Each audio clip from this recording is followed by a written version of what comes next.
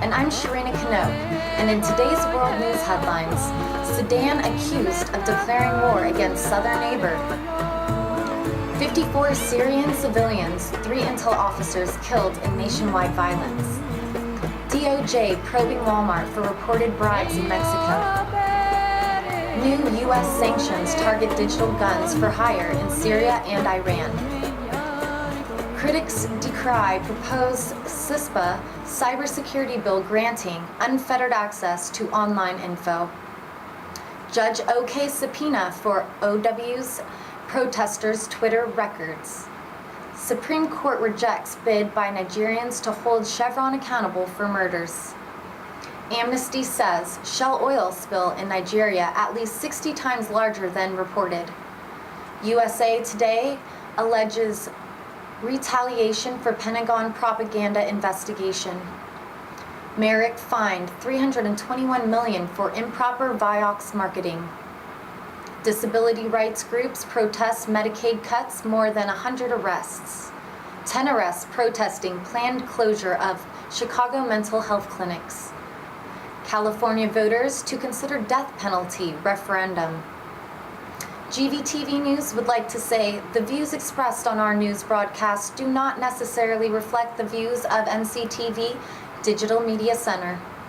But before these stories, GVTV News would like to thank one of our underwriters who supports your only visual video news media in Nevada County. That's right, it's us, GVTV News. Well, that was pretty good, but good.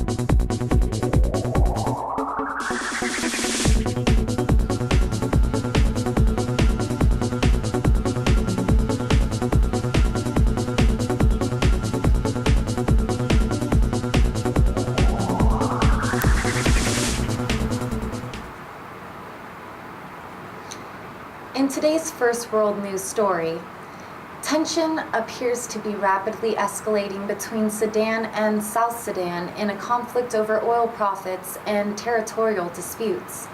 Earlier yesterday, South Sudan's President Salva Kiir said Khartoum had declared war on his country. Kiir made this comment during a visit to China. On Monday, Sudanese warplanes bombed a market in the capital of South Sudan's oil-producing Unity State. Sudanese President Omar al-Bashir ruled out negotiations with South Sudan. Sudanese President Omar al-Bashir said, "There will be no negotiations with those people. Our talk with them will be through guns and ammunition because this is the only language they understand. They understand nothing except that. We came here to convey the Sudanese people thanks, to say thank you for this great victory, and you made Sudan a proud nation," end quote.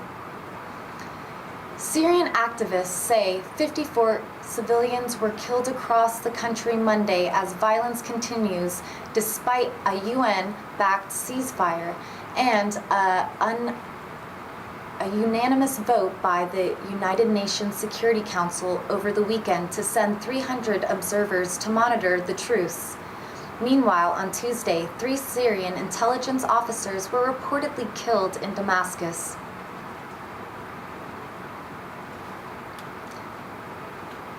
The U.S. Justice Department had reportedly launched a criminal probe of Walmart for allegations of systematic bribery in Mexico.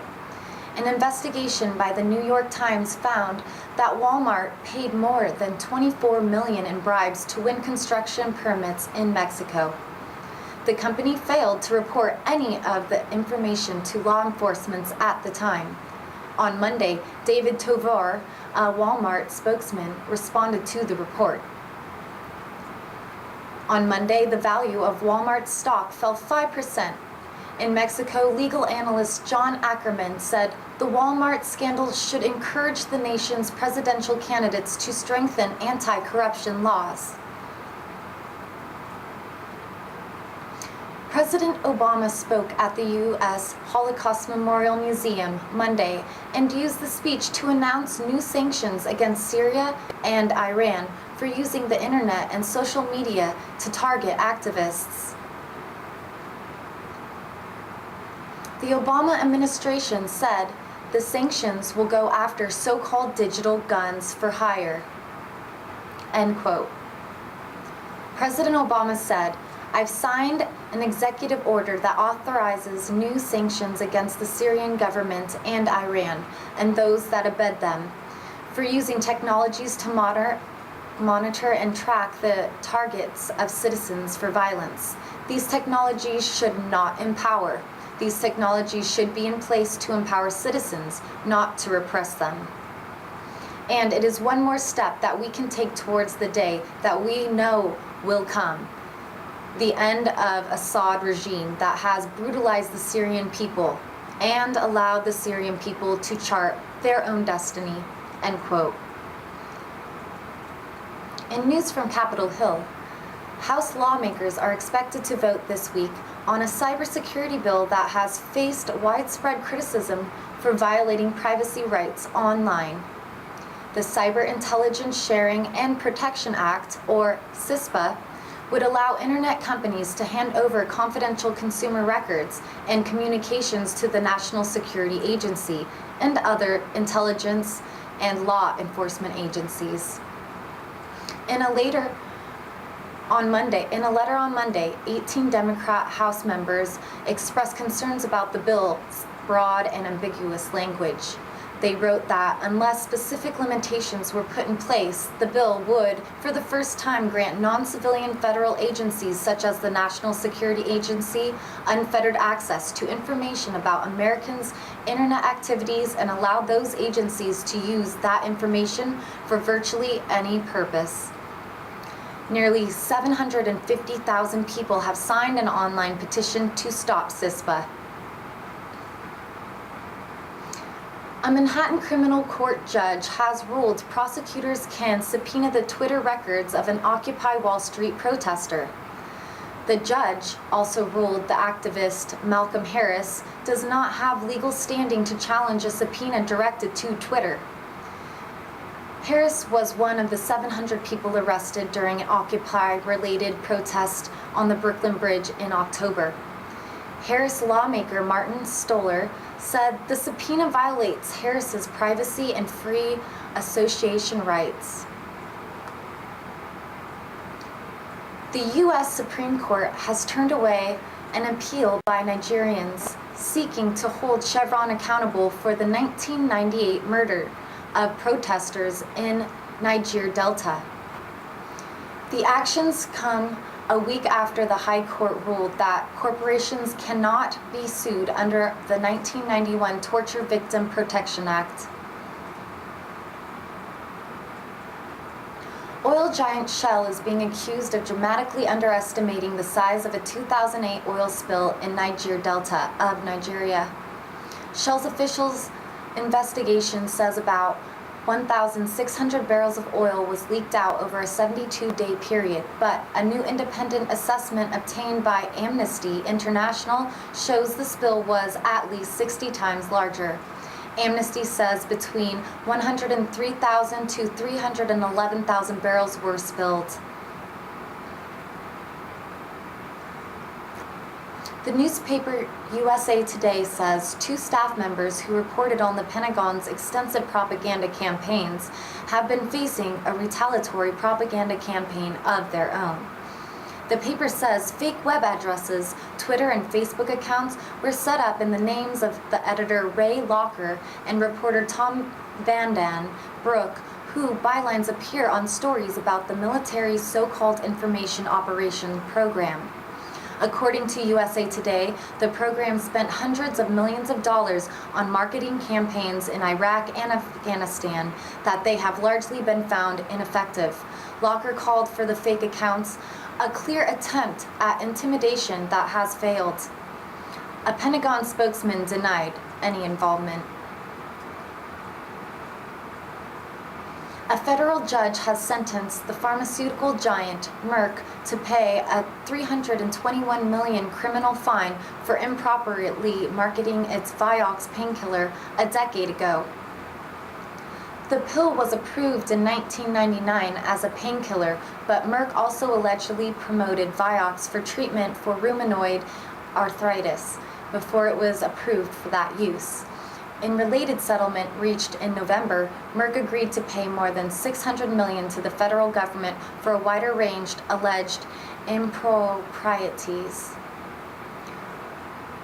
More than 100 supporters of the disability rights group ADAPT were arrested Monday on Capitol Hill.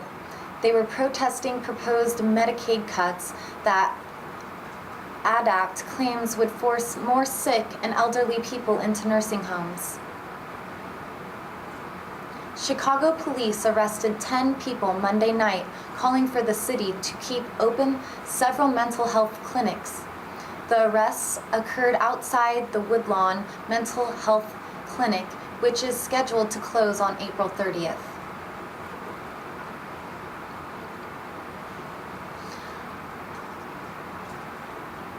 A referendum on the death penalty has been placed on the November ballot in California after more than 500,000 people signed petitions seeking the ballot measure.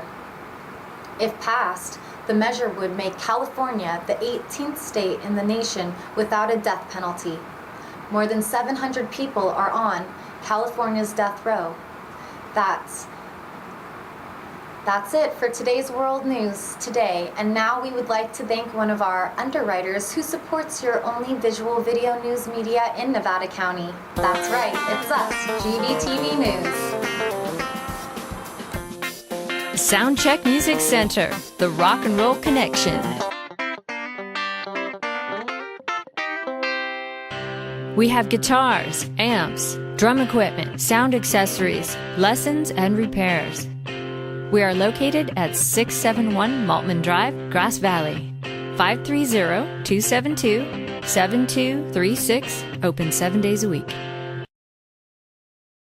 No one needs anyone, they don't even just pretend. Jonah's in America.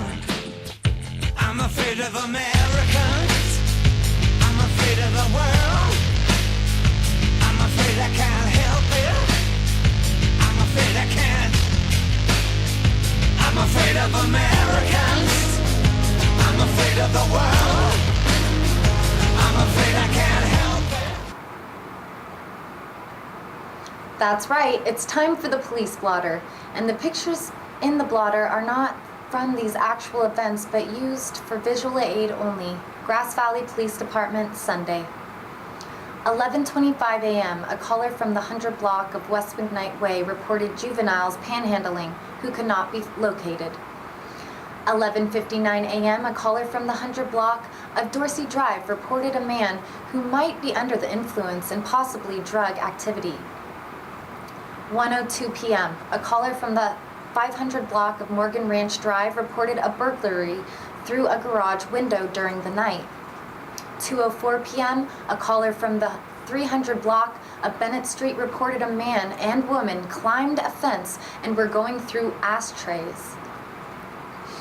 3:56 p.m., a caller from the 300 block of Colfax Avenue reported vandalism to a window.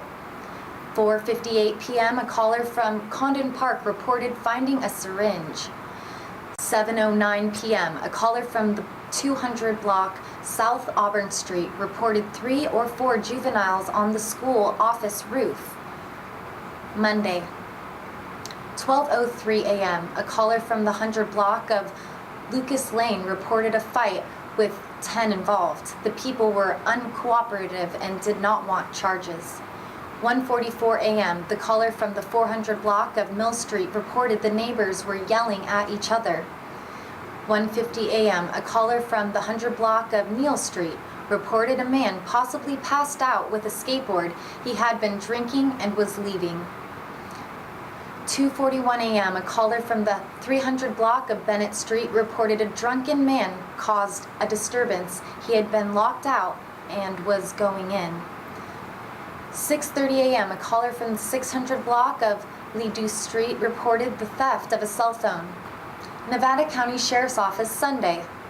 8:27 a.m., a man from the 10,000th block of Brookside Way requested contact by a deputy to get his parrot back.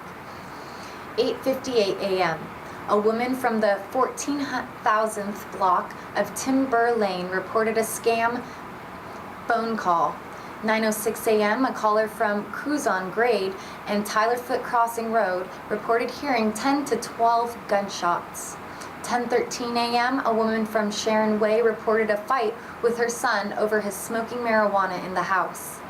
11:57 a.m., a caller from the 13,000th block of Squirrel Creek Road reported a BB or rock hit the front of his window and of his house. 12:04 p.m., on Amberley Lane reported her mother threw a glass at her and grabbed her several times. The situation was meditated. 12:06 p.m., a person from Sunnyside Lane sought treatment for a battery. A report was taken for financial and physical elder abuse. 12:39 p.m., a woman from Indian Springs Road reported a woman came to her house claiming to be in a relationship with her husband and grabbed her face. She said she was punched the woman to get away from her. The other woman called the report minor injuries and wanted to press assault charges. 4:20 p.m., a woman from Francis Drive reported someone had been knocking on her windows and doors late at night, off and on for a year. Extra patrols were requested. 6:17 p.m., a woman from Bladadoo Lane reported refusing to have sex with a man who then threatened to pass on information about her if she did not have sex with him. 8:22 p.m., a man from the 18,000th block of Dog Bar Road reported seeing a fluorescent-colored object falling out of the sky at about 8 a.m. 8:30 p.m., a man from the 14,000th block of Canyon Lane reported a trespasser. 11:45 p.m., a caller from the 12,000th block of Burma Road reported hearing a fight that possibly was physical. It was quiet when the deputies arrived.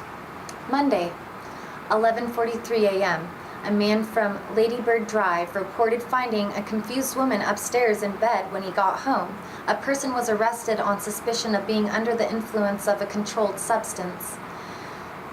2:03 a.m., a caller from the 11,000th block of Crystal View Heights reported two men yelling and screaming. Everyone was okay. 4:50 a.m., a man from the 16,000th block of Pasquale Road reported a very large bear on his deck. Nevada City Police Department, Sunday. 1:24 p.m., a caller from Pioneer Park reported someone smoking marijuana. A person was cited on suspicion of having an open container and smoking in the park. 3:24 p.m., a caller from the 100 block of North Pine Street reported a theft. 8:59 p.m., a caller from Railroad Avenue reported the theft of gas from a vehicle during the night. That's it for our police blotter today, and now we would like to thank one of our underwriters who support your only visual media news in Nevada County. That's right, it's us, GVTV News. Christopher's Old World Deli and Catering Company has brought its delicious food and service downtown Grass Valley. Like desserts? They got 'em. You like international style lunches? They got 'em. Christopher's Deli and Catering for parties, get-togethers, weddings, or whatever. Open 7 days a week.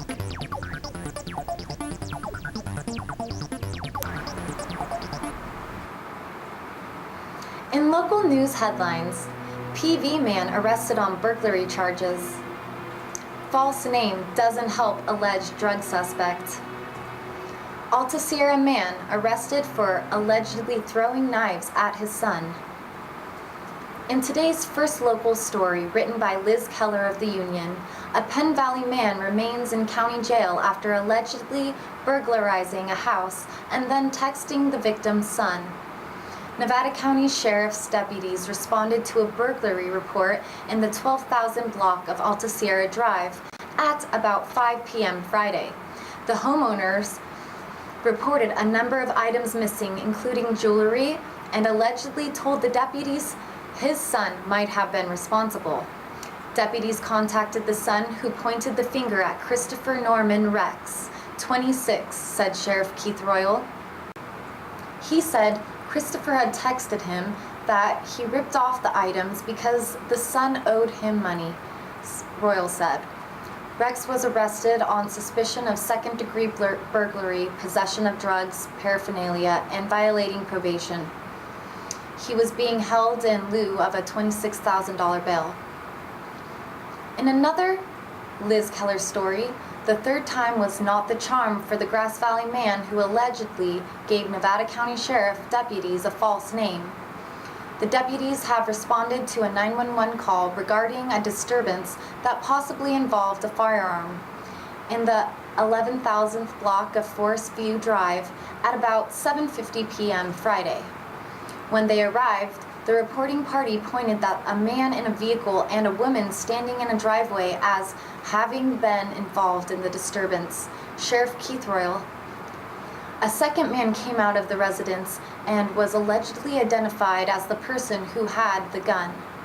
The second man, identified as Joshua James Taylor, 21, allegedly appeared to be under the influence of a controlled substance. He was arrested on suspicion of being under the influence and was taken to the county jail, where deputies allegedly found controlled substances on his person. He was also charged with possessing a controlled substance and bringing drugs into jail, and was being held in lieu of $11,000 bail. The man in the vehicle gave his name as Jesse Harris and claimed he did not have any identification, Royal said. The woman, who was identified as Jennifer Blair Rose, 48, allegedly told deputies that it was her son. The deputies allegedly saw him throw a wallet through the car window, and the wallet was found to contain an ID card in the name of Jason Edward Rose, Royal said. Both Jason Rose and Jennifer Rose allegedly were found with needles. A bag inside the vehicle allegedly contained 16 more needles, a spoon, and an empty prescription bottle. Jennifer Rose was arrested on suspicion of possessing drug paraphernalia and obstruction, and was booked and released on a $1,750 bail. Jason Rose, 20, was arrested on suspicion of possessing drugs, paraphernalia, giving a false ID to the police, and violating probation. He was being held without bail. This was reportedly the third time in less than a year that he had provided a false name to the law enforcement authorities. In late December, he allegedly resisted arrest by narcotics officers, gave a fake name, and then claimed he had been having a seizure. In that case, he was arrested on suspicion of possessing a controlled substance, providing a false identity, and violating probation. He also was arrested by a Grass Valley police officer in late July 2011 after being spotted in his mother's vehicle wearing a long-haired wig in an apparent attempt to evade detection. He was arrested in that instance on suspicion of burglary. In another Liz Keller story, an Alta Sierra man remains in county jail after allegedly throwing knives at his son and then baiting law enforcement officers to shoot him. The victim, a 17-year-old boy, called 911 at about 5 p.m. Sunday to report a physical fight at the residence in the 16,000th block of Alexander Way, saying that his father was coming after him with a knife. Nevada County Sheriff deputies responded and found the boys bleeding from the head, said Sheriff Keith Royal. The boy and the 13-year-old girl were both removed from the house as precautions, he added. The boy told deputies his father had been punching his mother and tried to intervene. The two fought before the father allegedly grabbed some knives and threatened to kill his son. The son ran, but the father began throwing knives at him, Royal said. The deputies found the suspect, identified as Nicholas Joseph Severin, 36, behind the house. Severin allegedly began making threats that he had a gun and threatened to shoot the officers. Quote, "He was baiting the officers to shoot him," end quote, Royal said. Severin allegedly ran at the deputies with his hand wrapped in his shirt, but the deputies apparently were unable to determine he did not have a gun. He then allegedly tried to flee, but was pursued with an officer firing a stun gun and arrested without further incident. Severin was arrested on suspicion of assault with a deadly weapon, spousal abuse, willful cruelty to a child, making criminal threats, and resisting arrest. He was being held in lieu of a $25,000 bail. That's it for the local news today, and now we would like to thank the Union, Amy Goodman, Reuters, Associated Press, and others for the sourcing of our news, and for you for watching. You can watch this broadcast on Comcast Cable NCTV Channel 11 in Nevada County, 8 o'clock a.m., 3 o'clock p.m., and 7:30 p.m. Monday through Friday. We also stream on the internet at NCTV's Digital Media Center website at nevadacountytv.org and gvtv.org. And don't forget Grass Valley Television that plays 24/7 on the net at grassvalleytelevision.com.